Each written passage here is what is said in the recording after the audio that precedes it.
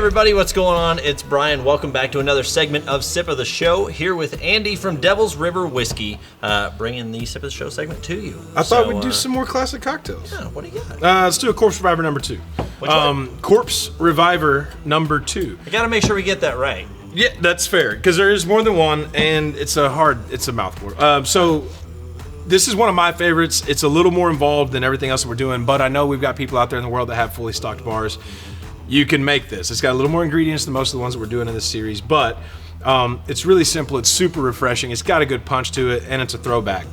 This is actually available as far as a recipe goes in the Savoy cocktail book, which was written in the 30s.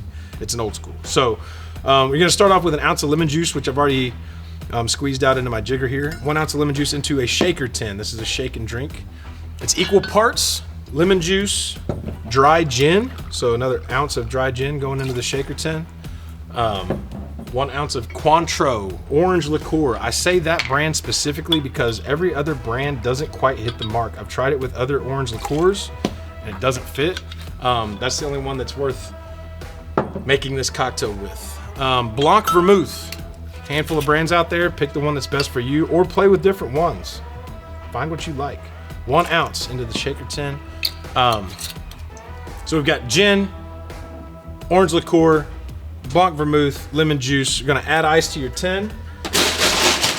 We've got a coupe or a martini glass with ice chilling on the side while we shake this, and that's gonna get some special attention in just a second, but give this a good hard shake.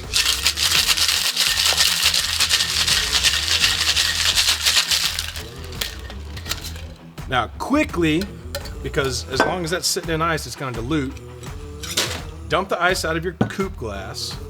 And this is where some absinthe is going to come in. You need to add just a little bit of absinthe to the bottom of your glass, and I do mean just a little bit. All you're trying to do is rinse the inside of the glass out with absinthe. You want the smell of absinthe more than the taste, and that really doesn't take too much in the glass to accomplish.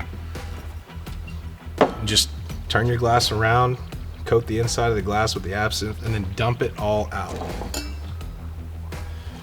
And if you have a tea strainer, or a fine mesh strainer, it's always good to pass shaken drinks through that after you strain it with your Hawthorne strainer, but it's not necessary at the house. It makes for a better presentation. It catches the finer chips, but it's not that big of a deal. And then garnish on the Corpse Reviver number 2 is generally a cherry. Makes a great garnish if you got cherries laying around, but if you don't, and you do have some lemons, just grab a lemon in your vegetable peeler and get a big, healthy swath of lemon that's pretty, because the ones that I'm doing right now are not. That's the joys of doing this. Yeah, right? yeah. You know. And that's the thing, is like I've done this for 14 years, and you guys, this might be the first time you've ever tried to make one of these at the house. You're gonna screw up, it's fine. Don't give yourself all this pressure or stress. It's part of the fun of learning how to do it.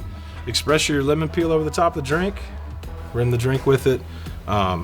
If you want to get real nerdy like I really want to, if my OCD was kicking in. Go for it. Yeah, clean it up a little bit. It just looks prettier when you clean your garnish up. All those rough edges that the vegetable peeler tends to leave aren't as pretty when you're entertaining or if you're at the bar. But yeah, Corpse Reviver number 2. Cheers.